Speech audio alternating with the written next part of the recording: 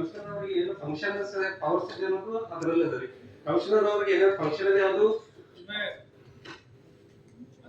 initially section 6 क्या लिखा है sir under section next time ಮತ್ತೊಂದಿರಲಿ ಮಾಹಿತಿ ಆಗಲಿ ಕೊಡ್ಬೇಕೈತಿ. ಅದಕ್ಕೆ ಅವ್ರಿಗೆ ಏನೋ ಬಹಳಷ್ಟು ಕೇಳಿದ್ರಿಂದ ಕೊಡಾಕ ಡಿಲೇ ಆಗೈತೆ ಅಂತ ಹೇಳ್ತಾರೋ.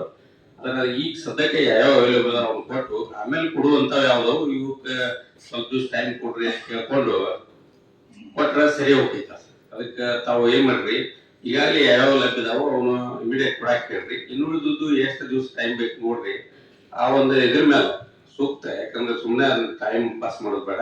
ಕೆಲವೊಂದಿಷ್ಟು ಕೊಡ್ಲಾರದ ಏನಿಲ್ಲ ಅವರಾಗ. ಅದಕ್ಕೆ ದಯವಿಟ್ಟು ಇದನ್ನ ಇಮಿಡಿಯೇಟ್ ಆಗಿ ಒದಗಿಸಕ್ಕೆ ಹೇಳ್ಬೇಕಂತ ಅವಕಾಶ ಐತಿ. ಅದ್ರ ಬಗ್ಗೆ ಒಂದ್ ಸ್ವಲ್ಪ ಖುಲಾಸೆ ಕೊಡಿಸಿದ್ರೆ ಬಹಳ ಚಲೋ ಆಗ್ತಿದ್ರಿ.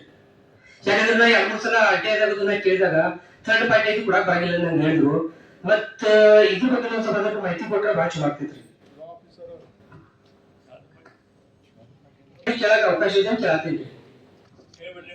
ನೋಟಿಸ್ ಕೊಟ್ಟು ಅವ್ರದ್ದು ರಿಪ್ಲೈ ತಗೊಂಡು ಕೊಡ್ಬೋದ್ರಿ. ದಯವಿಟ್ಟು ಒಂದು ಸಪರೇಟ್ ಮೀಟಿಂಗ್ ಕರೆದ ಚೈಲ್ಡ್ ಪ್ರಶ್ನೆಗಳು ಏನಿದಾವೆ ಅದಕ್ಕೆ ಉತ್ತರ ಕೊಡಬೇಕು. ಇದ್ರ ಬಗ್ಗೆ ಮೀಟಿಂಗ್ ಮಾಡಿ ಜೆ ಪ್ರಕಾರ ಈಗ ನಡೆಯೋ ಥರ್ಡ್ ಪಾರ್ಟಿ ಜೊತೆ ಅವ್ರು ನಾವು ಕೇಳ್ಬೇಕ್ರಿ. ಹಿಂಗ ಕೇಳಕತ್ತವ್ರು ನಿಮ್ದು ನಾವು ಕೊಡುದೇ ಅವ್ರಿಗೆ ಅಂತ ಅಂದ ಅವ್ರು ಹೂ ಅಂದ್ಮೇಲೆ ನಾವು ಕೊಡ್ಬೇಕಾಗ್ತೈತ್ರಿ.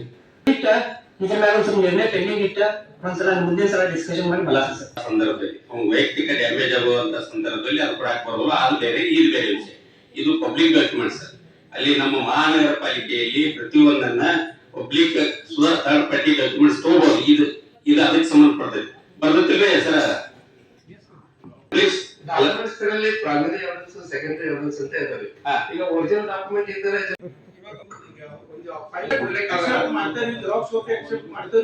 ಸ್ಟ್ರಿಕ್ಟ್ಲಿ ಜೆರಾಕ್ಸ್ ಕಾಪಿ ಅದನ್ನ ಎಂಟರ್ಟೈನ್ ಮಾಡ್ಲಿಕ್ಕೆ ಆಗಲ್ಲ ರೀ. ಮತ್ತೆ ನಾವು ಯಾಕೆ ಕೇಳಬಹುದು ಸರ್? ನೀವು ಮಾಡಿಲ್ಲ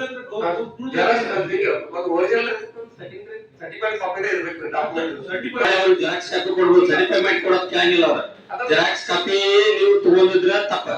ಜೆರಾಕ್ಸ್ ಕಾಪಿ ಅಲ್ಲ ಹೇಳ್ರಿ, ನೀವು ಜೆರಾಕ್ಸ್ ಕಾಪಿ ಮೇಲೆ ಅಪ್ಲೈ ಮಾಡಿದ್ರೆ ನಿಮ್ಗೆ ತಪ್ಪ. ಅವ್ರು ಕೇಳಿದಾಗ ಜೆರಾಕ್ಸ್ ಕಾಪಿ ಐತಂದ್ರೆ ಅವ್ರು ಜೆರಾಕ್ಸ್ ಕೊಡ್ಬೇಕಾಗೈತಿ. ಜೆರಾಕ್ಸ್ ಐತೆ ಅಂದ್ರೆ ಮುಗಿದು ಹೋಗ್ತದ. ಮತ್ತೆ ಇಲ್ಲ ಸರ್ಟಿಫೈಡ್ ಕಾಪಿ ಕೊಟ್ಟಿಲ್ಲ, ನಾವು ಸರ್ಟಿಫೈಡ್ ಕೊಡಾಕ ಆಗುದಿಲ್ಲ ಅಂದ್ರೆ ಜೆರಾಕ್ಸ್ ಕಾಪಿ ಮೇಲೆ ನೀವು ಇಂಪ್ಲಿಮೆಂಟ್ ಮಾಡಕ್ ಬರಂಗಿಲ್ಲ. ನಾವು ರಿಲೈ ಆಗ್ಬೇಕಾದ್ರೆ ಅದಕ್ಕೆ ದಯವಿಟ್ಟು ಇದಕ್ಕೆ ರಿಲೇಬಲ್ ಅಲ್ಲ. ನೀವು ಕನ್ಫ್ಯೂಷನ್ ತುಂಬ್ಕೊತೀನಿ. ಈಗಾಗಲೇ ಶಾಹಿದ್ ಖಾನ್ ಪಠಾಣ್ ಅವ್ರದ್ದು ಕೆಲವೊಂದು ವಿಷಯಗಳು ತಗೊಂಡಿದ್ದು ಅದ ಲಾಸ್ಟ್ ಮೀಟಿಂಗ್ ನಲ್ಲಿ ನಾವು ಕೂಡ ಕೇಳಿದ್ವಿ. ಅದ 10 ದಿವಸದಲ್ಲಿ ನೀವು ಯಾವ್ದು ಮಾಹಿತಿ ಕೇಳಿದ್ರೆ ಕೊಡ್ಬೇಕಂತ. ಅದಕ್ಕ ಪ್ಲೀಸ್ ನಿಮ್ಗೆ ಪ್ಲೀಸ್ ಮಾಡ್ತಾ ಇದನ್ನ ತಾವು ಕೊಟ್ಟಿದ್ರೆ ಈ ತರದ್ದು ವಿಷಯಗಳು ಕೌನ್ಸಿಲ್ ನಲ್ಲಿ ಬರಂಗಿಲ್ಲ. ಅದಕ್ಕ ಬಹಳಷ್ಟು ನಮ್ಮ ಸಭೆದು ವಿಷಯ ಹೋಗಿದ್ದೆ 228 ಮಾಡಿಫಿಕೇಶನ್ ಮಾಡಿ ಇಮಿಡಿಯೇಟ್ಲಿ ಸಪ್ಲೈ ಮಾಡ್ಬೇಕಂತ ಹೇಳಿ ಬಂದಿಲ್ಲ ಇನ್ನು.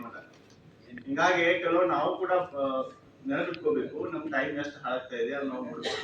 ಯಾವ್ದೋ ವಿಷಯಕ್ಕೆ ಎಲ್ಲೇ ಜೋಡಿಸಿ ಮತ್ತು ಮಾತಾಡೋದೈತೆ ಅಂತ ಎಲ್ಲರೂ ಮಾತಾಡಬಾರ್ದು. ಕೇಂದ್ರ ವಲಯ ವಾರ್ಡುಗಳಲ್ಲಿ ವಾರ್ಷಿಕ ನಿರ್ವಹಣೆ ಟೆಂಡರ್ ಅಂತ ಕೊಡ್ತಾರ್ರಿ. ಮತ್ತ ಇಲ್ಲಿ ಅದ ಇದ್ರೋಗ್ರಿ ಅಲ್ಲಿ ಕಾಮಗಾರಿ ಹೆಸರೊಳಗ್ರಿ ಅಲ್ಲಿ ಬೆಳಗಾವಿ ಮಹಾನಗರ ಪಾಲಿಕೆ ವ್ಯಾಪ್ತಿ ಕೇಂದ್ರ ವಲಯ ವಿವಿಧ ಪ್ರದೇಶಗಳಲ್ಲಿ ವಿದ್ಯುತ್ ಸುಧಾರಣೆ ಮಾಡುವಂತ ಕೊಡ್ತಾರೆ ಸರ್. ಇವು 3-4 ಕಡೆ ಬರೀ ಕನ್ಫ್ಯೂಷನ್ ಐತ್ರಿ. ಏನ್ ಕ್ಲಿಯರ್ ಕೇಳ್ರಿ, ಏನಾದ್ರು ಹೊಸ ಕೆಲಸ ಮಾಡದಿದ್ರು ಏನ್ ಮೇಂಟೆನೆನ್ಸ್ ಸಂಬಂಧ ಐತೆ ಅಂತ ಸ್ವಲ್ಪ ಅದ್ರ ಸಂಬಂಧಪಟ್ಟಿದ್ದು ಅಧಿಕಾರಿಗಳು ಮಾಹಿತಿ ಕೊಡ್ಬೇಕು. ಸಬ್ಜೆಕ್ಟ್ ನಾವು ಕೌನ್ಸಿಲ್ ಕಮಿಟಿ ಒಳಗಿಟ್ಟು ಅದನ್ನ ಪಾಸ್ ಮಾಡ್ಕೊಂಡಿದ್ವಿ. ಅದ್ರ ಬಗ್ಗೆ ಕ್ಲಾರಿಫೈ ಮಾಡ್ತಾ ಇದ್ದೀನಿ. ಇದು 1 ವರ್ಷಕ್ಕೆ ಎಲ್ಲದ್ರೆ ನಮ್ಗೆ ಕೇಬಲ್ ಡ್ಯಾಮೇಜ್ ಆಯ್ತು ಅಥವಾ ಎಮರ್ಜೆನ್ಸಿ ಒಳಗೆ ಫೋನ್ ಬೇಕಾಯ್ತು, ಎಮರ್ಜೆನ್ಸಿ ಫಾಟೋ ಅನಿಮಲ್ ಟೆಂಡರ್ ಮಾಡಿದ್ದಾರೆ. ಆ ತರ ಎಲೆಕ್ಟ್ರಿಕಲ್ ಯಾವ ಮಟೀರಿಯಲ್ ಹೋಗಿದ್ರ ನಮಗೆ ಎಮರ್ಜೆನ್ಸಿ ಮಾಡುವುದ್ರ ಅದ್ರದ್ದು ಅನಿಮಲ್ ಟೆಂಡರ್ ಕರ್ಬೇಕು. ಕೆಲವೊಮ್ಮೆ 1-2 ಕಂಬ ಹಾಕೋಬಿಡ್ತವೆ, ಕೆಲವೊಂದ್ರೆ ಸ್ಟ್ರೀಟ್ ಲೈಟ್ ಲೈನ್ ಇರೋದಿಲ್ಲ, ಅದನ್ನ ಡಿಮಾಂಡ್ ಮಾಡ್ತಾರೆ. ಅದನ್ನ ಮಾಡ್ಲಿಕ್ಕೆ animal tender central, south, north ಇವ್ 3ಕ್ಕೆ ನಾವು ಮಾಡೋದು. ಆಗುದಿಲ್ಲ. ಒಂದು ನಿಮಿಷ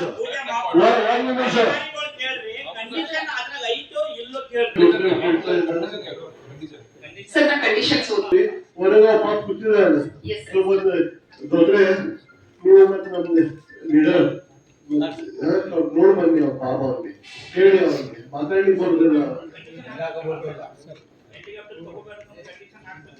ಮಾರಲಿಟಿ ಏನ್ ಇದೆ ಇಲ್ಲ, ಮಾರಲಿಟಿ ಏನ್ ಇದೆ ಇಲ್ಲ.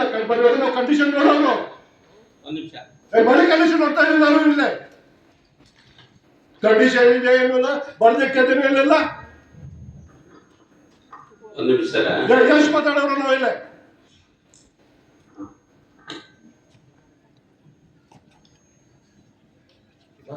ಬರ್ತಾ ಇಲ್ಲ ಅವನು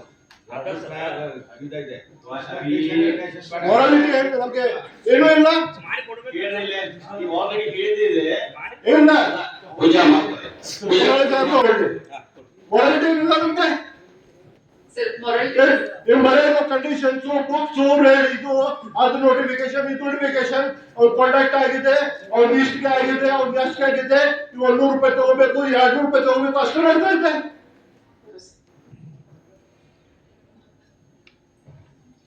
ಮತ್ತೊಂದು ಮಾತ್ರ ಈಗ ಈ 10 ಸಲ ಫೋನ್ ಮಾಡಿ ಹೇಳಿದ್ದೀನಿ. ನಿಮ್ ಕಡೆ ಮೊದಲು ಕಮಿಷನರ್ ಕಡೆ ಅವ್ರು ಬಂದು ರಿಪ್ರೆಸೆಂಟೇಷನ್ ಕೊಟ್ಟಿದ್ರು, ಆಗುದಿಲ್ಲ ನಮ್ಗೆ. ಒಂದು ಟ್ರೈಬಲ್ ಮಾಡೋರು ಒಂದು ಲೇಡಿ ರೋಡ್ ಮೇಲೆ ದಿನ 200 ರೂಪಾಯಿ ಟ್ರೈಬಲ್ ಮಾರಿ ಹೋಗ್ತಾರೋ ಅವ್ರು ಕಟ್ಟಿದ್ದಾರೆ 100 ರೂಪಾಯಿ ತಗೊಳ್ತಾರೋ. 100 ರೂಪಾಯಿ ಕೊಡ್ಬೇಕು. ಏನ್ ಮಾಡ್ಬೇಕು ಅವರು?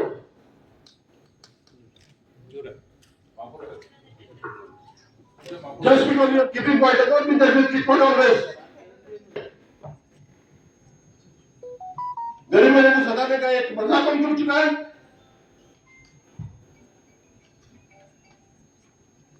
कितने बार बोला होगा, कितने बार फोन करके बोला, कितने बार बोला कि मेरे यहाँ पे कमिश्नर को. अरे बेचारे बुढ़ी बैठ के सो शाम तक 200 रुपए का काम अपने बाबाजी में की जाती है, उसके बाद 100 रुपए काट लेके जाते हो और आप कंडीशन की बात करते हो.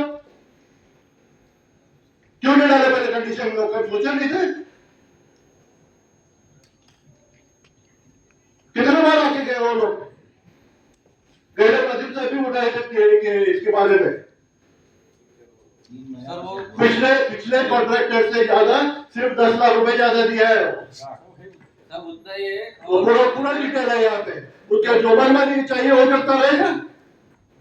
वो जाके देख के आइए बाहर आदमी को. जरा वापस से बल कुठून पडून द्यायचं sir.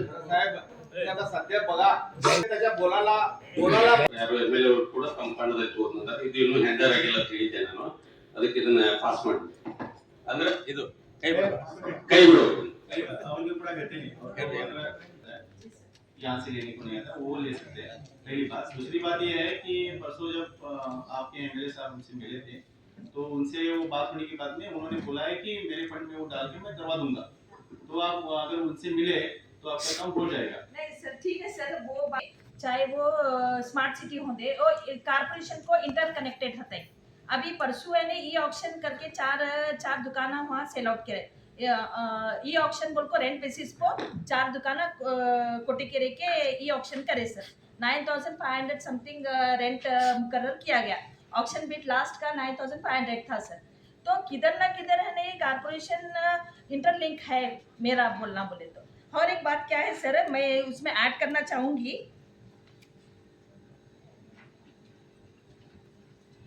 8 sound box, 4 laser projectors, 2 computer, 1 music system mixture वहाँ पे इंस्टॉल किए थे सर. ये इसकी कीमत कम से कम अबाउ 1 करोड़ रुपीस है सर. ये सब इंस्टॉलमेंट करने के लिए अबाउ 1 करोड़ रुपीस. अब ये सिस्टम कहाँ है, किसके पास है, क्या स्क्रैप हुआ, क्या वो रिपेयरिंग को गया, उसका क्या भी इंफॉर्मेशन नहीं है. दूसरी बात सर, वहीं पे फेंक रहे हैं. तो मेरी एक पर्सनल डिमांड है सर कि वहाँ पे CTC कैमरा बनाए. और जैसे ट्रैफिक पुलिस स्टेशन में होता है कि कहीं पे भी कोई भी हेलमेट नहीं पहन लेके गया तो उसका फोटो ऑटोमेटिकली उनके पुलिस स्टेशन में वो कवर होता है सर. तो इससे क्या होगा कि कारपोरेशन को एक हैवी अमाउंट ऑफ टैक्स वसूली हो सकता है सर. सर बेंगलुरु सिटी में सर जहाँ पे नाला है वहाँ CTC कैमरेज बताए गए हैं और जो भी कचरा फेंकता है वो ऑटोमेटिकली कैप्चर होता है और डायरेक्टली वो कारपोरेशन से वो लोगों पे जाके है टैक्स वसूली करते हैं सर. उसके बारे में थोड़ा मैडम आपको बताएंगे कुछ काम वहाँ पे कर रहे हैं. जी सर. माहिती पडल्यावर ಮೇಡಮ್ ಆಕ್ಚುಲಿ ತೆಗೆದು ರೀಸನ್ ಏನಿತ್ತು, ಒಳಗಡೆಯಿಂದ ಎಲ್ಲ ಕಾಲೆಲ್ಲ ಹೋಗಿ ಫುಲ್ ಫೌಂಟೇನ್ ಇದಾಗ್ತಾ ಇತ್ತು, ರಸ್ಟ್ ಆಗ್ತಾ ಇತ್ತು ತಳಗಿಂದ. ಸೊ ಅದಕ್ಕಾಗಿ ತೆಗೆದು ಹೊರಗಡೆ ಇಟ್ಟಿದ್ದೀವಿ. ಒಂದ್ಸಲ ಇವೆಲ್ಲ ವರ್ಕ್ ಎಲ್ಲ ಮುಗಿದ ರಿಪೇರ್ಗೆ ಎಷ್ಟು ಬೇಕು ಅಷ್ಟು ಖರ್ಚು ಅದಕ್ಕೆ ಎಸ್ಟಿಮೇಟ್ ಮಾಡ್ಕೊಂತ ಅದನ್ನ ಇನ್ಸ್ಟಾಲ್ ಮಾಡ್ತೀವಿ ಮೇಡಮ್. ಸೆಕೆಂಡ್ ನಾಲಾ ಬದಲ್ ಮೇಡಮ್ ತಮಗೂ ಗೊತ್ತಿರ್ತೈತಿ 2.4 crores ಆಲ್ರೆಡಿ ಟೆಂಡರ್ ಅಂದ್ರೆ 8 crore ಟೆಂಡರ್ ಆಗೈತಿ ಕೋಟೆಕೆರೆದ ಅದ್ರೊಳಗ 2.4 crore ಓನ್ಲಿ ನಾಲಾ ವರ್ಕ್ ಐತಿ ಮೇಡಮ್. ಮತ್ತೆ ಆಲ್ರೆಡಿ ಲಾಸ್ಟ್ ಸೆಕೆಂಡ್ ಪೂಜಾ ಕೂಡ ಆಗೈತಿ ಮೇಡಮ್. Work start ಮಾಡ್ಬಿಡ್ತೀವಿ. तो आपका 8 कोटी ज्यादा है करना पड़ेगा तो इससे वो आप शासन कीजिए बाद वो पूरा हो जाएगा.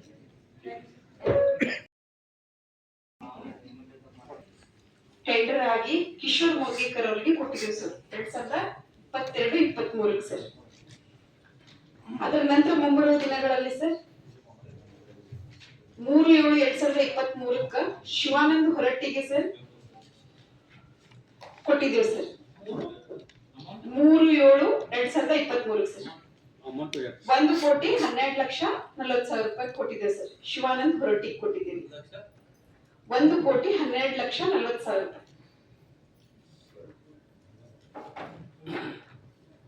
ನಂತರ ದಿನಗಳಲ್ಲಿ ಏನಾಯ್ತು ಸರ್, ಶಿವಾನಂದ್ ಹೊರಟ್ಟಿ ಅವರು ಒಂದು ರಿಕ್ವಿಜೇಷನ್ ಕೊಡ್ತಾರೆ ಸರ್. ರಿಕ್ವಿಜೇಷನ್ ಬೇಸಿಸ್ ಮೇಲೆ ನಾವು ಅವರು ರಿಕ್ವಿಜೇಷನ್ ಮನ್ನಣೆ ಮಾಡಿಬಿಟ್ಟು ಅವ್ರ ಕಡೆಯಿಂದ ನಾವು ರೊಕ್ಕ ತುಂಬಿಸ್ಕೊಂಡು ಅವರಿಗೆ ಕಾರ್ಯಾದೇಶಗಳನ್ನು ಕೊಟ್ಟಿರ್ತೀವಿ ಸರ್. ನಂತರ ಏನಾಗ್ತದೆ ಸರ್, ಇದು ಇವ್ರದ್ದು 17/9/2024 ಇವ್ರದ್ದು ಟೆಂಡರ್ ಅವಧಿ ಮುಕ್ತಾಯವಾಗ್ತದೆ ಸರ್.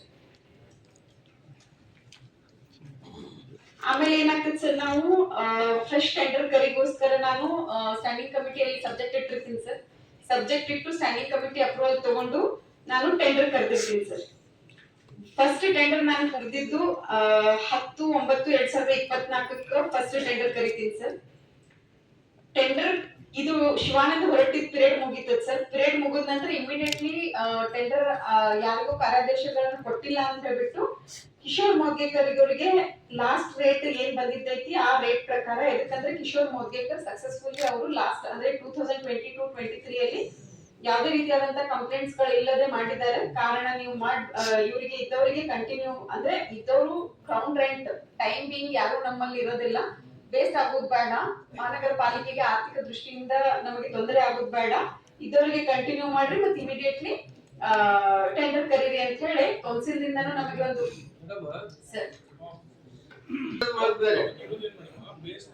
ಯಾವ್ದು ಬೇರೆ ರೀತಿಯಾದಂತ ಸೋರ್ಸ್ ಇರ್ಲಿಲ್ಲ. ಇಲ್ಲ ಅಂದ್ರೆ ಗ್ರೌಂಡ್ ರೆಂಟ್ ಬಿಟ್ಟು ಬಿಡ್ಬೇಕಾಗಿತ್ತು. ಅಂದ್ರೆ ನಮ್ಗೆ ಏನ್ ಅದನ್ನು ಬರ್ತಿತ್ತು ಅದು ಬ್ಯಾಡ್ ಆಗಿರ್ತಿತ್ತು. ಗ್ರೌಂಡ್ ರೆಂಟ್ ನಾವು ಬಿಟ್ಬಿಡ್ಬೇಕು. ಇಲ್ಲ ಅಂದ್ರೆ ಯಾರು ಮಾಡ್ಲಿಕ್ಕೆ ರೆಡಿ ಇರ್ತಾರ. ಈಗ ಯಾರಿಗರೆ ರೈತರಿಗೆ ಅಪ್ಪ ಬಡವರಿಗೆ ರೈತಕ್ಕೆ ವಿನಂತಿ, ಇದು ಯಾವ ಎಕ್ಸ್ಟೆಂಡ್ನಾಗ ಏನಾರ ಐತೇನ್ರಿ ಹಿಂಗ್ ತಗೋಬೇಕಂತ ಸರ್? ಇದು ನಾವು ಟೆಂಡರ್ ಕಂಡೀಷನ್ಸ್ ಕಂಡೀಷನ್ಸ್ ಹಾಕಿದ್ದೇವೆ ಸರ್. ಪ್ಲಸ್ ನಾವು ಅವರಿಗೆ ನಾವು ಏನ್ ಕಾರ್ಯಾದೇಶ ಕೊಡ್ಬೇಕಾದ್ರೆ ಅವಾಗ್ಲೂ ಸಹಿತ ನಾವು ಒಂದು ಒಪ್ಪಂದ ಪತ್ರ ಮಾಡ್ಕೊಂಡಿದ್ವಿ. ಏನ್ ನೀವು ಟೆಂಡರ್ ತೆಗ್ದಿರಲ್ಲ, ಈಗ ಯಾವ ಎಕ್ಸ್ಟೆಂಡ್ನಾಗ ಐತೇನ್ರಿ ಇದು ತಗೋಬೇಕು ಅಂತ ಅಂದ್ರೆ ಇದು ಯಾವ ಬೇಸ್ ಮೇಲೆ ನೀವು ಟೆಂಡರ್ ತೆಗ್ದಿರದ? ಅದೇ ಯಾವ್ದು ಆಕ್ಟ್ ಇಲ್ಲ? ಹಾ ಹೇಳ್ರಿ ಒಂದ್ ಸ್ವಲ್ಪ ಆಕ್ಟ್. ಯಾಕಂದ್ರೆ ನನ್ನ ನಾಲೆಜ್ ಪ್ರಕಾರ ಅದು ಯಾವ ಮಹಾನಗರ ಪಾಲಿಕೆನ್ಯಾಗ ತಗೋದಿಲ್ಲ, ಇಲ್ಲೇ ತಗೋತಾರಂತ ಗೊತ್ತಾಗೈತೆ. ಯಾವ ಆಕ್ಟ್ನ್ಯಾಗ ಐತೆ ಒಂದ್ ಸ್ವಲ್ಪ ಹೇಳ್ರಿ ಅದು. ಸರ್, ಬೆಳಗಾವಿ ಮಹಾನಗರ ಪಾಲಿಕೆ ಒಳಪಟ್ಟಂತೆ ವೆಂಡಿಂಗ್ ಝೋನ್ ಆಕ್ಟ್ ಇದೆ ಸರ್. ಆ ಆಕ್ಟ್ ಪ್ರಕಾರ ವೆಂಡಿಂಗ್ ಝೋನ್ ಮಾಡ್ಬೇಕಂತ ಇದೆ ಸರ್. ಆ vending zone sir, vending zone ಸಂಬಂಧಪಟ್ಟಂತೆ ಈಗಾಗಲೇ ಬೆಳಗಾವಿಯಲ್ಲಿ ಕೊತ್ವಾಲ್ಗಲ್ಲಿ ಮತ್ತು ನರಗುಂತರ ಬಾವಿ ಚೌಕ್ 2 ಏರಿಯಾನ ಪ್ರದೇಶಗಳನ್ನ ವೆಂಡಿಂಗ್ ಝೋನ್ ಮಾಡ್ಬೇಕಂತ ಹೇಳಿ ಈಗ ತೀರ್ಮಾನ ಆಗಿ ಈಗಾಗಲೇ ನಮ್ಮ ಇಂಜಿನಿಯರಿಂಗ್ ಶಿಕ್ಷಣದಿಂದ ಅದಕ್ಕೆ ಅಂದಾಜು ಪತ್ರಿಕೆಯನ್ನು ತಯಾರು ಮಾಡಿ ಸರ್ಕಾರ ಕಳಿಸಿದ್ದಾರೆ ಸರ್. ಕೊತ್ವಾಲ್ಗಲ್ಲಿ ಇದು 1,48,00,000, ನರಗುಂತರ ಬಾವಿ ಚೌಕ್ 58 ಲಕ್ಷ, ಒಟ್ಟು 2,06,80,000 ಅಂದಾಜು ಪತ್ರಿಕೆ ತಯಾರು ಮಾಡಿ ಸರ್ಕಾರ ಕಳಿಸಿದೆ ಸರ್. ಯಾರ ಗಮನಕ್ಕೆ ತಂದಿರದ ಕಳಿಸಿದ್ದ ಯಾರ ಗಮನಕ್ಕೆ ತಂದಿರಿ ಸರ್? ಇದು ಈಗಾಗಲೇ ಹಿಂದೆ, ಅದು ಈಗಲ್ಲ ಸರ್, ಹಳೆದು ತುಂಬಾ ಹಳೆಯದು ಕಳಿಸಿದ ಎಸ್ಟಿಮೇಷನ್ 5 ವರ್ಷದಲ್ಲಿ ಆಸ್ ಪರ್ ಆಕ್ಟ್ ನಮ್ಮ ಕೊಂಗಲೆ ಸಾಹೇಬರಿಗೆ ಮತ್ತೆ ಪೂಜ್ಯ ಮಹಾಪೌರರಿಗೂ ಇದ್ರ ಮಾಹಿತಿ ಇದೆ ಸರ್. ಈಗಾಗಲೇ ಅವ್ರದ್ದು ವೆಂಡಿಂಗ್ ಝೋನ್ ಆಗಿ ವೆಂಡಿಂಗ್ ಕಮಿಟಿ ಆಗಿ ಅವರು 5 ವರ್ಷ ಅವಧಿಯನ್ನ ಅವ್ರು ಪೂರೈಸಿದ್ದಾರೆ ಸರ್. ಯಾರ್ರಿ? ಹಿಂದೆ ಕಳೆದ 5 ವರ್ಷಕ್ಕಿಂತ ಪೂರ್ವದಲ್ಲಿ. ಅದೆಲ್ಲ ಬ್ಯಾಟ್ರಿ ನಮಗ ವೆಂಡಿಂಗ್ ಝೋನ್ಯಾಗ ದುಡ್ಡು ತಗೋಕ ಬರ್ತಿತ್ತು ಇಲ್ಲೋ 10 ವರ್ಷದ ಬ್ಯಾಟ್ರಿ ನಮ್ಗೆ Yes. ಆ ವೆಂಡಿಂಗ್ ಜೂನ್ ಮಾಡಿದಾಗ ಅಲ್ಲಿ ಹೋಗಿ ಅವ್ರ ರೈತರು ಮತ್ತ ಬೀದಿ ಬದಿ ವ್ಯಾಪಾರ ಕುಂಡ್ರ ಬಳಕ ಅಲ್ಲಿ ದುಡ್ಡು ಅವ್ರ ಕಡೆ ವಸೂಲಿ ಮಾಡಕ್ ಬರ್ತೈತೋ ಏನು ಇಲ್ಲ ಅದ್ ಹೇಳ್ರಲ್ಲ. ವೆಂಡಿಂಗ್ ಜೂನ್ ಅಂತ ನಾವು ಮಾಡಿದಾಗ ವೆಂಡಿಂಗ್ ಜೂನ್ ಅಲ್ಲಿ ಕೂತು ಯಾರು ವ್ಯಾಪಾರ ಮಾಡ್ತಾರ ಅವರು ನಮ್ಮಲ್ಲಿ ರಿಜಿಸ್ಟರ್ಡ್ ಆಗಿ ಅವ್ರಿಗೆ ರಿಜಿಸ್ಟ್ರೇಷನ್ ID ಕಾರ್ಡ್ ಸಿಕ್ಕಿದ್ರೆ ಅವ್ರಿಗೆ ವಾರ್ಷಿಕ 1,000 ರೂಪಾಯಿ ತಗೋಬೇಕು ಅಂತ ನಿಯಮ ಇದೆ ಸರ್. ಇಲ್ಲಿ ಕಂದಾಯ ಅಧಿಕಾರಿಗಳಿಂದ ಅವರು ಎಷ್ಟು ಮಂದಿ ಮಾಡ್ಯಾರ ಹಂಗ? ಸರ್ ಈಗ ಹೇಳ್ತೇನೆ ಸರ್, ಕಂದಾಯ ಅಧಿಕಾರಿಗಳು ಈ ಗ್ರೌಂಡ್ ರೆಂಟ್ ಏನು ಆದೇಶ ಮಾಡಿದ್ರಲ್ಲ ಸರ್, ಅದರೊಳಗೆ ಅದೊಂದು ಕಂಡೀಷನ್ ಕೂಡ ಹಾಕಿಲ್ಲ ಸರ್. ಬಟ್ ವೆಂಡಿಂಗ್ ಜೂನ್ ಅಂತ ಮಾಡಿ ವೆಂಡಿಂಗ್ ಜೂನ್ ಅಲ್ಲಿ ಯಾರು ಏನಂತ ಹಾಕ್ಯಾರ್ರಿ ಅವ್ರ condition? Protection of livelihood regulation of street vending ಮಹಾನಗರ ಪಾಲಿಕೆಯಿಂದ ಬೀದಿ ವ್ಯಾಪಾರ ನಡೆಸಲು ಬೀದಿ ವ್ಯಾಪಾರಿಗಳ ವಲಯ ಎಂದು ಘೋಷಿತವಾದ ಪ್ರದೇಶದಲ್ಲಿ ಭೂ ಬಾಡಿಗೆ ವಸೂಲು ಮಾಡಲು ಅವಕಾಶವಿರುವುದಿಲ್ಲ. ಸರ್ ಸೀಸನ್ ವೈಸ್ ವೇರಿಯೇಷನ್ ಆಗ್ತಾ ಇರ್ತದೆ. ಅಪ್ರಾಕ್ಸಿಮೇಟ್ಲಿ ಮೋರ್ ದೆನ್ 8,000 ವ್ಯಾಪಾರಿಗಳು ಬೀದಿ ಬದಿ ವ್ಯಾಪಾರಿಗಳು ನಮ್ಮಲ್ಲಿ ರಿಜಿಸ್ಟರ್ಡ್ ಆಗಿದ್ದಾರೆ ಸರ್. ಆಗ್ಯಾರ್ರಿ? ಮತ್ತೆ ಯಾವಾಗೂ ಈ 3 ವರ್ಷ ಕೌನ್ಸಿಲ್ ಇಟ್ಟಿದ್ರಲ್ಲ ಇಷ್ಟು ಮಂದಿ ಆಗ್ಯಾರ್ರಿ ಅಂತ ಅವರು ಮಾತ್ರ ತಗೋಬಾರ್ದು ಅಂತ ನಿಯಮ ಇಲ್ಲ ಸರ್. ವೆಂಡಿಂಗ್ ಜೋನ್ ಮಾಡಿಲ್ಲ ಸರ್. ಅದೇ ಸರ್, ವೆಂಡಿಂಗ್ ಜೋನ್ ಮಾಡ್ಲಿಕ್ಕೆ ಅಂದಾಜು ಪತ್ರಿಕೆ ತಯಾರು ಮಾಡಿ ಸರ್ಕಾರ ಕಳಿಸಿದೆ ಸರ್. ಅನುದಾನ ಬಂದ್ಮೇಲೆ ನಮ್ಮ ತಾಂತ್ರಿಕ ಶಾಖೆಯಿಂದ ಅಭಿವೃದ್ಧಿ ಪಡಿಸ್ತಾರೆ ಸರ್ ಅಂತ. 2016 ಬಂದ್ಮೇಲೆ 5 years ಕೌನ್ಸಿಲ್ ಅವ್ರದೊಂದು ಬಾಡಿ ಇತ್ತು ಸರ್, ಸ್ಟ್ರೀಟ್ ವೆಂಡರ್ಸ್ ಕಮಿಟಿ ಅಂತ ಹೇಳಿ. ಅದು ಸ್ಟ್ರೀಟ್ ವೆಂಡರ್ಸ್ ಕಮಿಟಿದು ಮೊನ್ನೆ 2024 ಮುಗಿತು ಸರ್. ಮುಗಿದ ಮೇಲೆ ಸರ್ಕಾರ ಆದೇಶ ಮಾಡಿತು, ಮುಂದೆ ಹೊಸ ಬಾಡಿ ಚುನಾವಣೆ ಆಗಿ ಬರಬೇಕು. ಹೊಸ ಬಾಡಿ ಚುನಾವಣೆ ಆಗಿ ಬರೋದಕ್ಕಿಂತ ಪೂರ್ವದಲ್ಲಿ ಟೆಂಪ್ರರಿ ವೆಂಡಿಂಗ್ ಕಮಿಟಿ ಅನ್ನ ರಚನೆ ಮಾಡಬೇಕು ಅಂತ ಹೇಳಿದ್ರು. ಆ ಪ್ರಕಾರ ಹಿಂದೆ ಶುಭ ಮೇಡಮ್ ಕಮಿಷನರ್ ಇದ್ದಾಗ ಅವರು ಈ ಒಂದು ಡೇಟ್ ಮತ್ತೆ ಟೈಮ್ ಅನ್ನ ಫಿಕ್ಸ್ ಮಾಡಿ ಕುಮಾರಗಂಧರ ಹಾಲ್ನಲ್ಲಿ ಎಲ್ಲ ವೆಂಡರ್ಸ್ ಅನ್ನ ಅಲ್ಲಿ ಕರೆದಿದ್ರು. ಆ ಸಂದರ್ಭದಲ್ಲಿ ಪೂಜಾ ಮಾಫ್ ಅವರು, ರೂಪಮಾಫ್ ಅವರು, ಅಪೋಸಿಷನ್ ಮತ್ತು ರೂಲಿಂಗ್ ಪಾರ್ಟಿ ಲೀಡರ್ಸ್ ಇದ್ರು, ಧ್ವನಿ ಸರ್ ಇದ್ರು, ಪೊಂಗಾಲಿ ಸರ್ ಇದ್ರು. ಚುನಾವಣೆ ಮೂಲಕ ಏನು ಬಂದಿದ್ರು ಅಲ್ಲಿ ಕೈ ಎತ್ತುವ ಮೂಲಕ ಆಯ್ಕೆ ಮಾಡಿ ಈಗ ತಾತ್ಕಾಲಿಕ ವೆಂಡಿಂಗ್ ಜೋನ್ ಕಮಿಟಿಯನ್ನ ರಚನೆ ಮಾಡಿದೆ ಸರ್. ಬಟ್ ತಾತ್ಕಾಲಿಕ ವೆಂಡಿಂಗ್ ಜೋನ್ ಕಮಿಟಿ ಏನಂದ್ರೆ ಇದು ಫಾರ್ ಟೈಮ್ ಬೀಯಿಂಗ್ ಅಷ್ಟೇ. ಈಗ ನೆಕ್ಸ್ಟ್ ಸರ್ಕಾರ ನಮಗೆ ದಿನಾಂಕ ನಿಗದಿಪಡಿಸಿಕೊಡ್ತಾರೆ ಸರ್, ಚುನಾವಣೆ ಮಾಡ್ಬೇಕಂತ ಹೇಳಿ. ಅವ್ರು ಯಾವಾಗ ಚುನಾವಣೆ ಮಾಡ್ಬೇಕಂತ ದಿನಾಂಕ ಕೊಡ್ತಾರೆ, ಅವಾಗ ನಾವು ಮತ್ತೆ ನೋಟಿಫಿಕೇಶನ್ ಮಾಡಿ ಚುನಾವಣೆ ಮಾಡಿ ಸದಸ್ಯರನ್ನ ನೇಮಕ ಮಾಡ್ತೇವೆ. ಕಂಡೀಷನ್ ಹಾಕಿ ನಮ್ದು ಏನಾಗಿತ್ತು ಸರ್, ಇದಕ್ಕಿಂತ ಮೊದಲು ನಾವು 3 ಸಲ ಟೆಂಡರ್ ಮಾಡಿದ್ವಿ ಸರ್. ಸಚಿನ್ ಡೌಲೆ 2,71 lakh ಇತ್ತು ಸರ್. ಕಿಶೋರ್ ಮೋದ್ಗೇಕರ್ ಅವ್ರದ್ರಿ ಸರ್ ಆ ಟೈಮ್ ಅಲ್ಲಿ ಕಿಶೋರ್ ಮೊದ್ಗೇಕರ್ 1,23 ಲಕ್ಷನೇ ಇತ್ತು ಸರ್. ನಾವು ಸಕ್ಸಸ್ಫುಲ್ ಬಿಡರ್ H1 ಅಂತ ಸಚಿನ್ ಡೌಲೆಗನೆ ಕಾರ್ಯಾದೇಶ ಲೆಟರ್ ಆಫ್ ಅಕ್ಸೆಪ್ಟೆನ್ಸ್ ಕೊಟ್ಟಿದ್ದೀವಿ. ಆದ್ರೆ ಸಚಿನ್ ಡೌಲೆ ಬಂದು ನಮಗೆ ಪೇಮೆಂಟ್ ಮಾಡ್ಲಿಲ್ಲ ಸರ್. ಅದಕ್ಕೆ ಏನಾಗಿತ್ತು ಸರ್, ನಾವು ಆ ಟೈಮ್ ಅಲ್ಲಿ 1,85 ಲಕ್ಷ EMD ಅಮೌಂಟ್ ಇಟ್ಟಿದ್ದೀವಿ ಸರ್. ನಾವು 3 ಸಲ ಕಂಟಿನ್ಯೂಸ್ಲಿ ನಾವು ಆಕ್ಷನ್ ಕರೀತಾ ಇದ್ದೀವಿ. ಎಲ್ಲರೂ ಹೈಯೆಸ್ಟ್ ಬಿಡ್ ಮಾಡ್ಬಿಟ್ಟು ಯಾರು ಬಂದು ನಮಗೆ ದುಡ್ಡು ತುಂಬ್ತಾ ಇರ್ಲಿಲ್ಲ ಸರ್. ನಾನು ಮತ್ತೆ ಸ್ಟ್ಯಾಂಡಿಂಗ್ ಕಮಿಟಿಯಲ್ಲಿ ನಾನು ನಂದು ಪ್ರಪೋಸಲ್ ಇಟ್ಟೆ ಸರ್. ಕೇವಲ 1,85,000 ಇರೋದ್ರಿಂದ ಯಾರು ಸಕ್ಸಸ್ಫುಲ್ ಬಿಡರ್ ಆಗ್ತಾ ಇದ್ದಾರೆ ಅವ್ರು ಬರ್ತಾ ಇಲ್ಲ. ಅವ್ರು ಬರದೇ ಇರೋದ್ರಿಂದ ನಾವು ಅವ್ರದ್ದು EMD ಮಾತ್ರ ಮುಟ್ಟುಗಳು ಹಾಕ್ಲಿಕ್ಕೆ ಸರ್ ಅವಾಗ 1,85,000 ಇತ್ತು ಸರ್. ಸೊ ಅದಕ್ಕೆ ನಾನು ಪ್ರಪೋಸಲ್ ಏನಂತ ಇಟ್ಟ, ಇದು EMD ಅಮೌಂಟ್ 1,85,000 ದಿಂದ 10 ಲಕ್ಷಕ್ಕೆ ನೀವು ಅದನ್ನ ಮಾಡಿ ಕೊಟ್ರೆ 10 ಲಕ್ಷ ನಮ್ದು ಲಾಸ್ ಆಗ್ತೈತೆ ಅಂತ ಹೇಳಿದ್ರೆ ಅವ್ರು ಕಂಪಲ್ಸರಿ ಬಂದು ನಮ್ಗೆ ತುಂಬ್ತಾರ ಅಂತ ಸ್ಟ್ಯಾಂಡಿಂಗ್ ಕಮಿಟಿಗೆ ಇಟ್ಟಿದ್ದೆ ಸರ್. ನಾನು ಕಮಿಟಿಯಲ್ಲಿ ನನಗೆ ಅಪ್ರೂವಲ್ ಬಂತು ಸರ್. ನಾನು ಲಾಸ್ಟ್ 4th ಟೈಮ್ ಏನು ನಂದು ಆಕ್ಷನ್ ಕರೆದಲ್ಲ ಸರ್, ಅವಾಗ ನಾನು 10,000 EMD ಅಂತ ಇಟ್ಕೊಂಡು ಆಕ್ಷನ್ ಕರೆದ ಸರ್. 10 lakh sir. ಮೊದಲು ಕರೆದಿದ್ದು 1,85,000 ಸರ್. ಆಮೇಲೆ ಅದು 3 ಸಲ ಕರೆದಿವ್ ಸರ್. ಪ್ರತಿಯೊಂದು ಸಲ ಬೇರೆ ಬೇರೆ ಅವರು. ಫಸ್ಟ್ ಟೈಮ್ ಕರೆದಿದ್ದೀವಿ ಸರ್, ಅವಾಗ ಭೀಮು ಜಾಧವ್ ಅನ್ನೋರು ಸಕ್ಸಸ್ಫುಲ್ L1 ಆಗ್ಬಿಟ್ಟು 2,08 lakh ಕರೆದಿದ್ರು sir. Second time Gajanan Mangaonkar 2,75 lakh ಕರೆದಿದ್ರು sir. Third time Sachin Daule 2,71 lakh ಕರೆದಿದ್ರು ಸರ್. ಸೊ ಇವರು 3 ಮಂದಿ ಬೇರೆ ಬೇರೆಯವರಾಗಿರ್ತಾರ. ಆಮೇಲೆ ನಾನು 4th ಟೈಮ್ ಮತ್ತೊಮ್ಮೆ 10 ಲಕ್ಷಕ್ಕೆ ಮೇಲ್ದರ್ಜಿಸಿಕೊಂಡು ಮತ್ತೊಮ್ಮೆ ಆಕ್ಷನ್ ಕರಿತೀನಿ ಸರ್. ಅವಾಗ ಕಿಶೋರ್ ಮೊದ್ಗೇಕರ್ ಟಾಪರ್ L1 ಇರ್ತಾನೆ ಸರ್. ಬೆಳಗಾವಿ ಉತ್ತರ ಅವಾಗ ಒಂದು ಸರ್ ಅವರು ಲೆಟರ್ ಕೊಟ್ಟಿರ್ತಾರೆ ಸರ್. ಅವಾಗ ಮಹಾನಗರ ಪಾಲಿಕೆ ವ್ಯಾಪ್ತಿಯಲ್ಲಿ ಬರುವ ವ್ಯಾಪಾರಸ್ಥರಿಂದ ಭೂ ಬಾಡಿಗೆ ವಸೂಲು ಮಾಡುವ ಅವಧಿಯನ್ನು ವಿಸ್ತರಿಸುವ ಕುರಿತು ಮೊದ್ಗೇಕರ್ ಇವರಿಗೆ ಮಹಾನಗರ ಪಾಲಿಕೆಯಿಂದ ಪಡೆದ ಗುತ್ತಿಗೆ ಅವಧಿಯನ್ನು ವಿಸ್ತರಿಸುವುದು ಅವಶ್ಯಕವಾಗಿರುತ್ತದೆ. ಸದರಿ ಗುತ್ತಿಗೆದಾರರು ಅವಧಿಯು ದಿನಾಂಕ 18/4/2022 ಮುಕ್ತಾಯವಾಗಲಿದ್ದು ಇದನ್ನು ಮಾನವೀಯತೆಯ ಆಧಾರದ ಮೇಲೆ ದಿನಾಂಕ 19/4/2022 18/4/2023 ಭೂ ಬಾಡಿಗೆ ವಸೂಲಿ ಗುತ್ತಿಗೆ ಅವಧಿಯನ್ನು ವಿಸ್ತರಿಸಿ ಅನುಕೂಲ ಮಾಡಿಕೊಡಲು ಕೋರಲಾಗಿದೆ.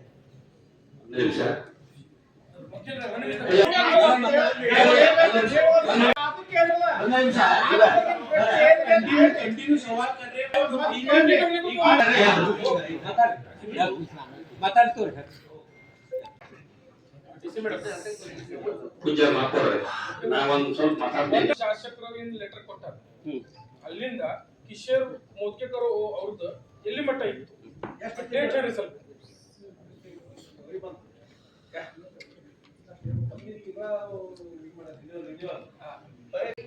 ಸರ್ ಒಂದು ಆರ್ಡರ್ ಮಾಡಿದ್ರಿ ಸರ್, ಕಿಶೋರ್ ಮಗ್ಗೇಕರ್ ಅವರಿಗೆ ಕೊಟ್ಟಿದ್ದೆ ಸರ್. ಅದರ ನಂತರ 7/10/2021 ಸಹಿತ ಅವರೇ ಇದ್ರು ಸರ್. ಯಾರು ಆರ್ಡರ್ ಮಾಡಿದ್ರು ಸರ್? ಅವಾಗಿನ ಆಯುಕ್ತರ ಮಾಡಿದ್ದಾರೆ ಸರ್. ಸೈನ್ ಅಷ್ಟೇ ಇತ್ತು ಸರ್, ಹೆಸರು ಇತ್ತು ಸರ್. 18/4/2023 ಕಿಶೋರ್ ಮಗ್ಗೇಕರ್ ಅವರು ಮಾಡಿರ್ತಾರೆ ಸರ್. ಇದು because of Covid 1 month extension ಕೊಟ್ಟಿವಿ ಕರೆಕ್ಟಾ ಸರ್? ಕೋವಿಡ್ ಫ್ಲಡ್ ಅಂತ ಹೇಳ್ಬಿಟ್ಟು ಅದೊಂದ್ ಸ್ವಲ್ಪ ಮಾಡಿದಿದೆ ಸರ್. ಕೆಲವೊಂದ್ಸಲ ಟೆಂಡರ್ ಮುಖಾಂತರನು ಮಾಡಿದ್ದಾರೆ ಸರ್, ಕೆಲವೊಂದ್ಸಲ ಎಕ್ಸ್ಟೆನ್ಷನ್ ಮಾಡಿದ್ದಾರೆ ಸರ್. ಕೆಲವೊಂದ್ಸಲ ಟೆಂಡರ್ ತಗೊಂಡು ಅವ ಮಾಡಿ after 23 also sir, not 23 sir. 18/4/2023 Kishore Maggekar ಮಾಡಿದ್ದಾರೆ ಸರ್. ಹೊರಟ್ಟಿ ಅಂತ ಹೇಳ್ಬಿಟ್ಟು 3/7/2023 ಅವ್ರು ಮಾಡಿದ್ದಾರೆ ಸರ್. ಎಲ್ಲಿ ಮೇಡಮ್? ಅವರು 17/9/2024 ಶಿವಾನಂದ್ ಹೊರಟ್ಟಿ ಮಾಡಿದ್ದಾರೆ ಸರ್. ಯಾಕೆ ಕೊಟ್ಟಾರೋ ಏನ್ ಕೊಟ್ಟಾರೋ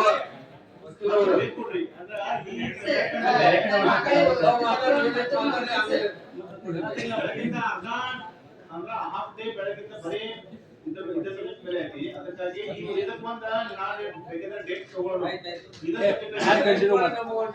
ಒಂದು ದಿವಸ ತಗೊಳ್ಳೋಣ. क्या करना सवाल करना इधर ये आप ही ने बोला था महीने में एक मीटिंग रखने के बाद 8 लाख बराबर है जा रहे, उसके ऊपर थोड़ा हम 2-3 लोग बैठ के ऑडिट करेंगे नहीं, वो 1 लाख रुपए में खत्म होता है. पानी हम घर से लाते हैं, पानी मत हो, ड्राई फ्रूट हम घर से लाते, ड्राई फ्रूट भी मत हो. ये नहीं मेरे मैडम सवाल है और जो ನಮಗೆ ಕಚೇರಿ ಟಿಪ್ಪಣಿ ಕೊಡ್ತಾರೆ ಸರ್. ಅದರಲ್ಲಿ ಮಹಾನಗರ ಪಾಲಿಕೆ ವ್ಯಾಪ್ತಿಯಲ್ಲಿ ಕಾಯಿಪಲ್ಯ ಮತ್ತು ಹಣ್ಣು ಹಂಪಳ ತಳ್ಳುವ ಗಾಡಿಯ ಮೇಲೆ ಮಾರುವವರಿಂದ ಭೂ ಬಾಡಿಗೆ ವಸೂಲು ಮಾಡುವ ಗುತ್ತಿಗೆಯನ್ನು ಶ್ರೀ ಕಿಶೋರ್ ಎಂ ಮೋದ್ಗೇಕರ್ ಇವರಿಗೆ ಆದೇಶ ನೀಡುವ ಕುರಿತು ಅಂತ ಒಂದು ರಿಕ್ವೆಸ್ಟ್ ಲೆಟರ್ ಕೊಡ್ತಾರೆ ಸರ್.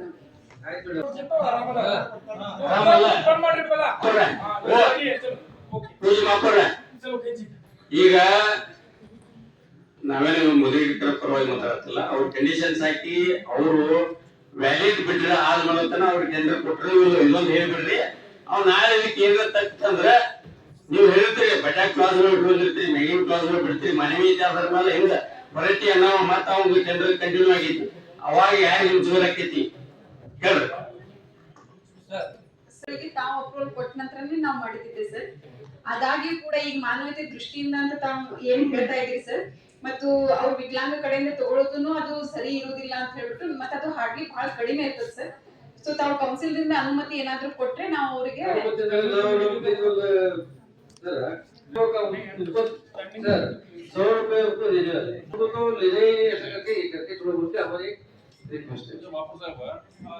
ग्राउंड रेट बाबर साहेब ग्राउंड रेट घेताना पहिलं काय करायला पाहिजे की आज कसं झालंय, रोजची बेळगावमध्ये 1 ते 2 गाडी नवीन गाडी फुटपाथवरती थांबायले आणि हे ग्राउंड रेट घेणारं काय करतायत, नवीन गाडी थांबली जाऊन 100 रुपये त्याच्यानं कलेक्ट करायचा. त्याच्यानंतर त्याला तिथून कार्ड म्हणत तो काय म्हणते मी कॉर्पोरेशनचं रोजचे पैसे भरतो, मी काढत नाही. त्यासाठी मी विनंती करतो की जे नवीन गाडी कुणाला पण ते कॉर्पोरेशनच्या परमिशन शिवाय त्यांना लावायला द्यायचं नाही. सर ये स्टैंडिंग हमारा अपोजिशन का रिक्वेस्ट है, जो स्ट्रीट वेंडर का ले रहे 100 रुपए 50 रुपए उनको हम फैसिलिटी क्या दे रहे, सिर्फ उनका कलेक्शन कर रहे. परमिशन देऊ नका वर्डिंग झोन सांगतो मी पहिला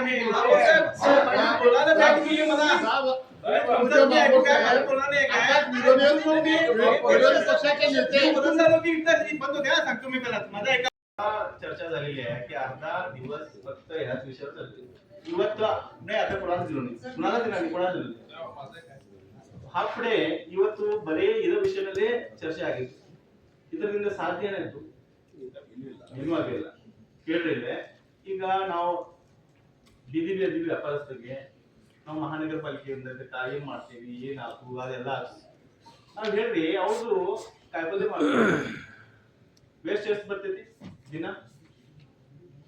ನೀವು ಹೇಳ್ರಿ ನನಗೆ ಯಾಕೆ ತಗೋಬೇಕು ಏನು ಅನ್ನೋದಿಲ್ಲ ನಾನು ಕೂಡ ಸ್ವಲ್ಪ ಅದ್ರ ಬಗ್ಗೆ ಸ್ಟಡಿ ಮಾಡಿನಿ ಅದಕ್ಕೆ ಹೇಳ್ತೀನಿ ನೀವು ಕಾಯಿಪಲ್ಯ ಮಾರ್ಕೆಟ್ ಹೋಗ್ರಿ ದಿನ ಅಲ್ಲಿ ನಮ್ಮ 1 ಟಿಪ್ಪರ್ ಅಲ್ಲ 4 ಟಿಪ್ಪರ್ ತುಂಬಿಸಿ ಈಗ ಅವರು ಅದಕ್ಕೆ ಕಚ್ಚದ ಡೆಲಿವರಿ ಮಾಡಿದ್ರೆ ಅವ್ರಿಗೆ ಎಷ್ಟು ಖರ್ಚು ಮಾಡ್ಬೇಕಾಗ್ತದೆ ಮೊನ್ನೆ ಯಾವ್ದು ಫಂಕ್ಷನ್ ಇರ್ಲಿ ಅಲ್ಲೇ ಕಸ ಒಂದ್ ಗಾಡಿ ನಡೆಗಿಲ್ಲ ಅಲ್ಲಿ 10 ಗಾಡಿ ನಮ್ದು ಏನೂ ಇರ್ಲಿ ಉಳ್ಕಿದ್ದು ಕಸ ಅವರು ಹಂಗ ಬಿಟ್ಟು ಹೋಗ್ತಾರೆ ತೆಂಗಿನಕಾಯಿ ಗಿಡ ಇರ್ಲಿ ಇದ್ರದ್ದು ಗಿಡ ಕಬ್ಬಲು ಗಿಡ ಹಂಗ ಬಿಟ್ಬಿಡ್ತಾರೆ ಆ ನಂತರ ಬಾಳೆಹಣ್ಣು ಗಿಡ ಇರ್ತಾವ ಅದ ಹಂಗ ಬಿಟ್ಟು ಹೋಗ್ತಾರೆ ಅದ್ ಯಾರು ತೆಗಿತಾರ ನಮ್ಗೆ ಅದ ನಮ್ ಸಿಬ್ಬಂದಿ ಹಚ್ಚೆ ಆ ಊರದ ನಮ್ಮ ಎಲ್ಲ ಡೈಲಿ ಡೋರ್ ಟು ಡೋರ್ ಗಾಡಿ ಬಿಟ್ಟ ಅಲ್ಲಿ ಹಚ್ಬೇಕಾಗ್ತದೆ ನಾವು ನಮ್ಮಲ್ಲಿ ಇಂಥ ಸಮಯದಲ್ಲಿ ಮತ್ತು ಪ್ರತಿದಿನ ನಾವು ಕಾಯಿಪಲ್ಯ ಮಾಡ್ತಾರೆ ಅವ್ರದ್ದು ವೇಸ್ಟ್ ಯಾರು ತಗೋತಾರ ಅವ್ರು ತಗೊಂಡು ಮೀಟರ್ ಏನ್ ಆಗುತ್ತೆ ಏನ್ ಮದ್ದು ಆಯ್ತಾ ಕೋನ್ ಗೆಲ್ಲತ್ತೆ ಯಾರು ತಗೊಂಡು ಹೋಗ್ತಾರ ಅದ ನಾವ ತೆಗಿಬೇಕಾಗ್ತದೆ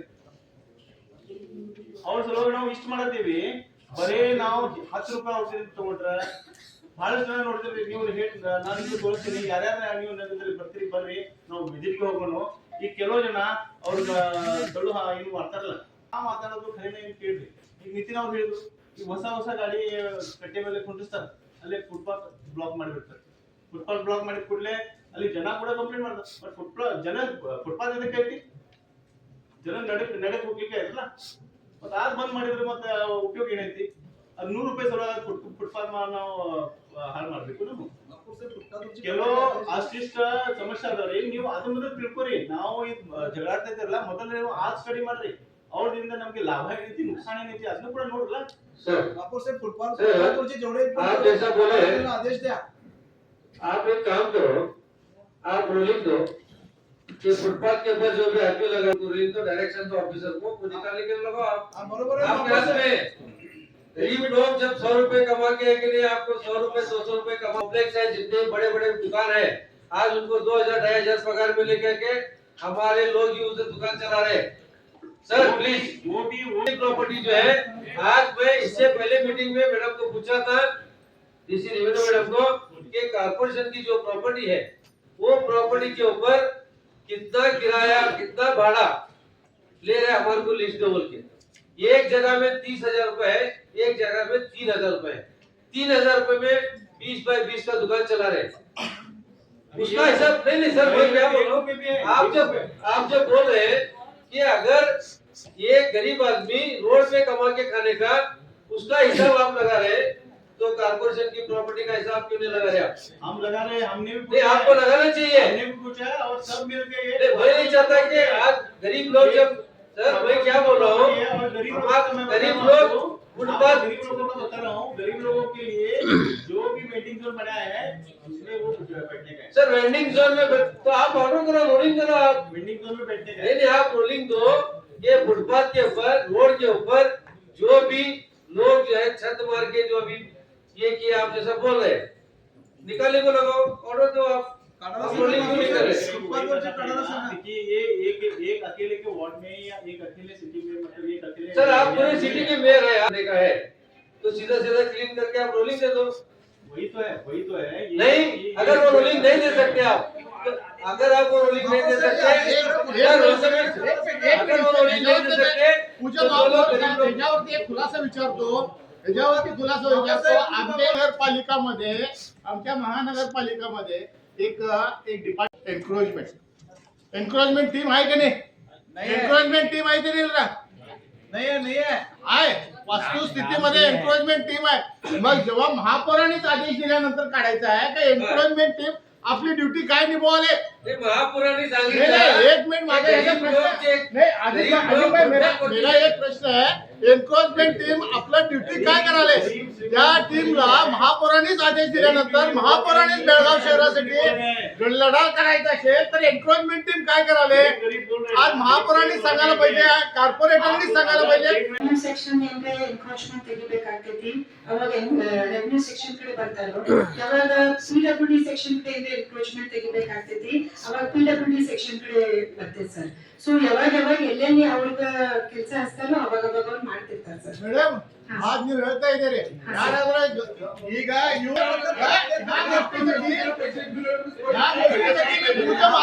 अभिनंदन करतो या गोष्टीसाठी मी तुमच्या महापौरांचं अभिनंदन करतो. ह्याच्या अगोदरच त्यांनी सांगितले आपण लोकांना तुम्ही काय त्यासाठी त्यांच्या पहिला मी अभिनंदन करतो. आमच्या सत्ता सगळ्यांनी त्यासाठी त्यांचं अभिनंदन करतो.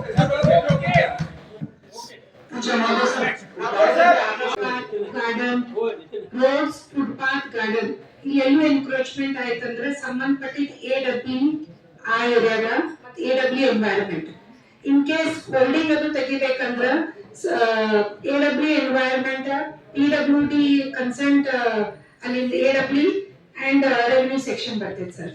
ಸೊ ಈ ತರ ಯಾವ ತೆಗಿತಾ ಇದಾರು ಅಲ್ಲಿ ಜಾಯಿಂಟ್ ಐತೆ ಸರ್. ಫುಟ್ಪಾತ್ ರೋಡ್ಸ್ ಇಂಜಿನಿಯರಿಂಗ್ ಆಮೇಲೆ ಹೋಲ್ಡಿಂಗ್ ಪ್ರಾಪರ್ಟೀಸ್ ರೆವಿನ್ಯೂ ಬರ್ತೈತೆ sir. Other than that stickers ಅದು ಏನೇನು ಗೌರ್ಮೆಂಟ್ ಇದು ಮಾಡ್ತಾರೋ ಅದು ಇಂಡಿಪೆಂಡೆಂಟ್ ಹೆಲ್ತ್ ಸೆಕ್ಷನ್ ಇಂದ ಆಗ್ತೈತೆ ಸರ್. ಮೇಡಮ್ ಅದು ಜಾಯಿಂಟ್ ಏನು ಆಗುತ್ತೆ ಆಗ್ತೈತೆ ಮೇಡಮ್ ನೀವು ಅಂತೀರಿ ಜಾಯಿಂಟ್ ಆಗಿ ಅವ್ರಿಗೆ ಇದು ಮಾಡ್ತಾರಂತ. ಹಾ ಸರ್ ಆಫೀಸರ್ ಇದ್ದಾರು ರೆವಿನ್ಯೂ ಹೆಡ್ ಇದ್ದಾರು ನಾ PW ಇಲ್ಲ ಸರ್. ಒಂದು ಸ್ಮಾಲ್ ರಿಕ್ವೆಸ್ಟ್, ಈಗ ಇದು ಕೌನ್ಸಿಲ್ ಐತಿ ಮತ್ತು ಕೌನ್ಸಿಲ್ ಮುಂದೆ ಎಲ್ಲ ಸಂಬಂಧಪಟ್ಟಿದ್ದ ಸ್ಟಾಫ್ ಇದಾರು, ಇಂಜಿನಿಯರ್ ಆಫೀಸರ್ಸ್ ಕೂಡ ಇದಾರು ಇಲ್ಲಿ. ಸೊ ಅವ್ರ ಮುಂದೆ ನಾ ಹೇಳ್ತಾ ಇದ್ದೇನೆ, ಇದ್ರ ಮುಂದೆ ತಮ್ಗೆ ಹಂಗೆ ಹೇಳಕ್ ಕೊಡೋದಿಲ್ಲ. ನಾ ಕೈ ಎತ್ತದೀನಿ ನೀವು ಹೇಳಿದ ಪ್ರಕಾರ ಫಾಲೋ ಮಾಡತ್ತೀನಿ ಸರ್. ಒಂದು ನನ್ನ ಕ್ವಶನ್ ಐತಿ ಒಂದೇದ್ರಿ ವಾಪಸ್ ಮೇಡಮ್ ಸಹಿ ಡಿಪಾರ್ಟ್ಮೆಂಟ್ ಸೆಕ್ಷನ್ ಇಂದ ನಮ್ಮ ಏಕತಳಿ ಹೆಲ್ತ್ನವರು ಇದ್ದಾರೆ ಅವ್ರ ಕಡೆಯಿಂದ ಅವ್ರು ಮಾಡ್ತಾರೆ. ಅದೇ ರೀತಿ ಅಡ್ವರ್ಟೈಸ್ಮೆಂಟ್ ಸಮಥಿಂಗ್ ರಿಲೇಟೆಡ್ ಅನ್ಅಥರೈಸ್ಡ್ ಇದನ್ನ ಏನಾದ್ರೂ ಇದ್ದಾಗ ಅದನ್ನು ಕೂಡ ರೆವಿನ್ಯೂ ಸೆಕ್ಷನ್ ಇಂದ ರೆವಿನ್ಯೂ ಹೆಡ್ ನವರು ಅದನ್ನ ಕ್ಲಿಯರ್ ಮಾಡಿಸ್ತಾರೆ. ಅನ್ಅಥರೈಸ್ಡ್ ಕನ್ಸ್ಟ್ರಕ್ಷನ್ಸ್ ಕೂಡ ಆಗಿದ್ರು ಕೂಡ ಈ ನಮ್ಮ ಡೆವಲಪ್ಮೆಂಟ್ ಅವ್ರ ಕಡೆಯಿಂದ ಯಾವುದೇ ಒಂದು ರೋಡ್ಗೆ ಸಂಬಂಧಪಟ್ಟಂತೆ ಮತ್ತೆ ಏನು ಸ್ಟ್ರಕ್ಚರ್ಸ್ ಅನ್ಅಥರೈಸ್ಡ್ ಆಗಿದ್ದಾಗ ಅವ್ರ ಕಡೆಯಿಂದ ಅದನ್ನ ಕ್ಲಿಯರ್ ಮಾಡಿಸೋ ವ್ಯವಸ್ಥೆಗಳನ್ನ ಮಾಡ್ತೀವಿ. ನೀವು ಏನೇ ಫುಟ್ಪಾತ್ ಮತ್ತು ಜಾಯಿಂಟ್ ಆಗಿ ಡೆವಲಪ್ಮೆಂಟ್ ಆಗಿ Karnataka street vendors commissioner sir